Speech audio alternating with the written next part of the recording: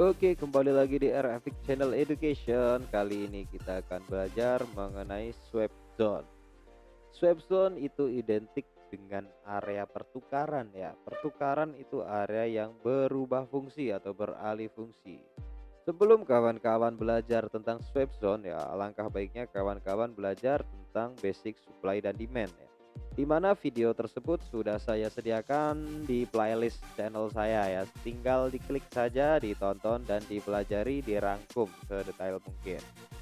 Kali ini kita akan membahas swap zone ya. Swap zone itu erat kaitannya dengan supply dan demand dan tidak bisa dilepaskan. Agar kawan-kawan dapat mengikuti video ini dengan baik dan lancar, saya saya pastikan ya kawan-kawan sudah menonton video tentang supply dan demand ataupun sudah menguasai keilmuan supply dan demand ya. Langsung saja di sini ada GBP USD ya, British Pound Sterling versus US Dollar ya. Di sini saya akan mencari area swap zone ya. Yang mana area tersebut adalah area peralihan dari supply dan demand ya. Kita menggunakan pergerakan 28 April sampai 30 Mei ya. Di sini akan terlihat apa itu swap zone dan apa pengaruhnya swap zone, seperti itu ya. Di kondisi H4 ya, di H4 tren sudah mulai membuat kenaikan. Nah, seperti ini. Ini H4-nya, tetapi fokus kita bukan di trennya ya, fokus kita tetap di swap zone-nya. Jadi di sini kita harus mencari demand zone ya, demand zone-nya di mana saja. Oleh karena itu kita harus turunkan ke time frame yang lebih kecil. Untuk apa? Untuk melihat supply dan demand yang tersembunyi ya. Kita beri contoh dari tanggal 28. Nah, dari sini ya. Dari sini di sini kita akan menemukan sebuah pergerakan harga yang mana ini adalah rally base drop ya. Kita beri tanda dulu.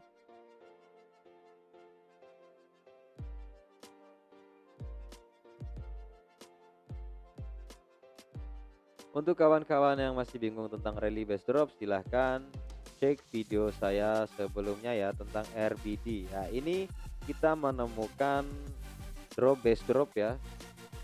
Nah, RBD, DBD itu adalah supply zone. Nah, kita menemukan supply zone. Akan tetapi di sini kita menemukan drop base rally ya, di pergerakan sebelum harga ini adalah drop base rally.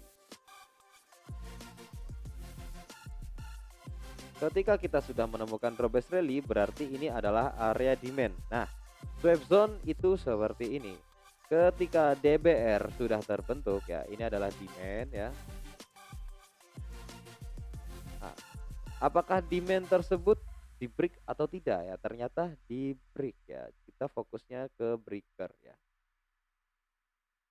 Ketika suatu demand ataupun supply di break atau dijebol ya, area tersebut akan memiliki probabilitas sebagai area pengganti.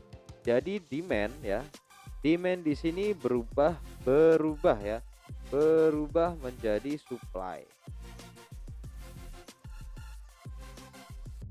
Nah, jadi di sini walaupun ini adalah drop base rally, tetapi dia adalah supply zone. Kenapa? Kok bisa ya? Kenapa harga tertolak? Ya karena ini adalah drop base rally.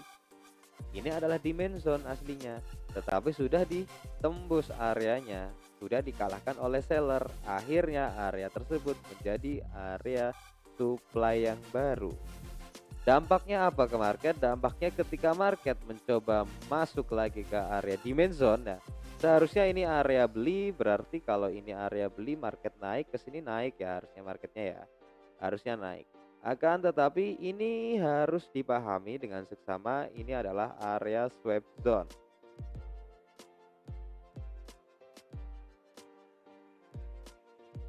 Nah, area swap zone demand versus supply ya. Yang menang adalah supply, jadi dia otomatis menjadi new supply zone. Seperti itu.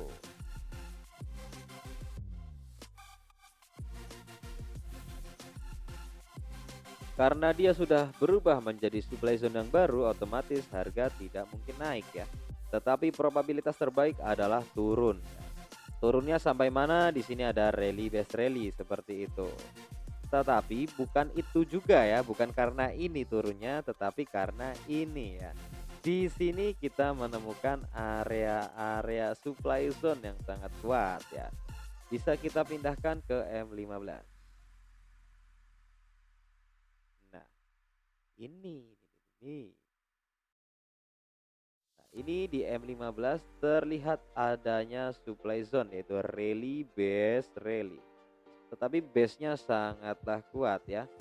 Oke, kita marking saja areanya. Kita tetap marking, kita cek H4-nya seperti apa bentuknya ya. H4-nya bentuknya seperti apa, kita harus tahu. Nah, seperti ini ya. Bentuknya seperti ini, ada engulfing ya. Nah, ini. Kita potong areanya jadi segini ya. Areanya di sini saja. Karena ini adalah supply, tapi ini adalah backout zone ya. Kita tarik di sini. Nah, ini mengapa harga tertolak kembali ya? Karena ini kebalikannya ya. Ini ada supply zone, ini adalah supply zone.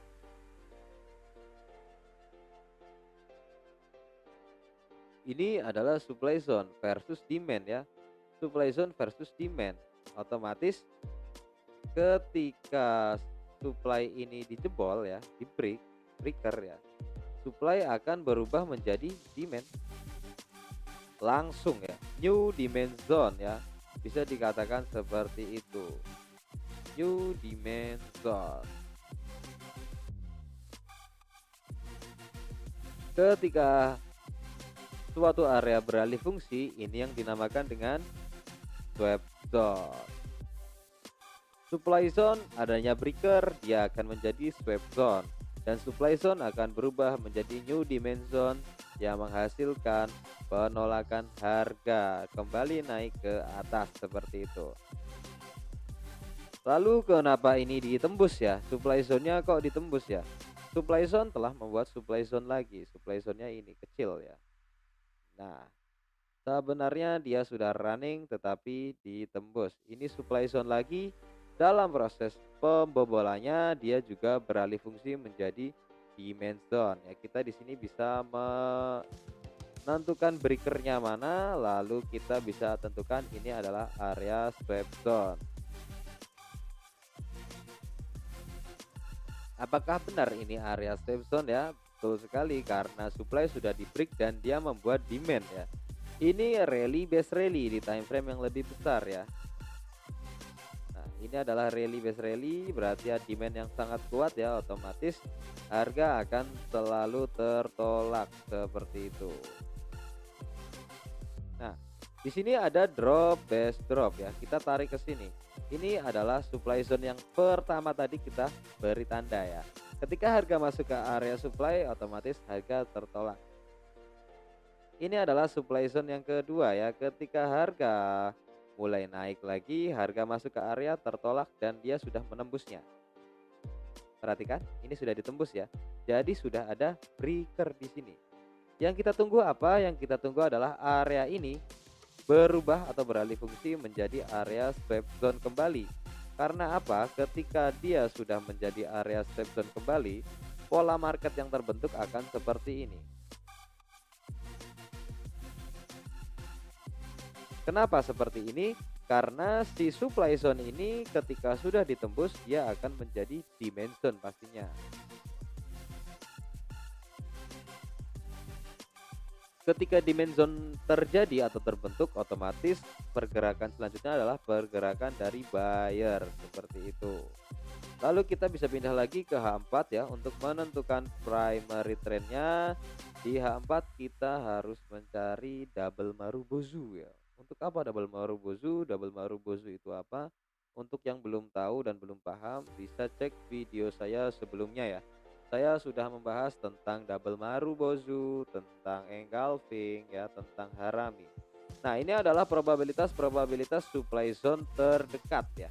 Ketika kita pindah ke H1 ya. Nah, ada kemungkinan harga sampai sini tertolak masuk demand zone, lalu harga kembali meneruskan ke supply zone yang masih sangat fresh di atas sini. Seperti itu ya. Saya harap kawan-kawan paham ya. dan bisa memahami dengan mudah dari video yang saya paparkan kali ini mengenai Swapzone.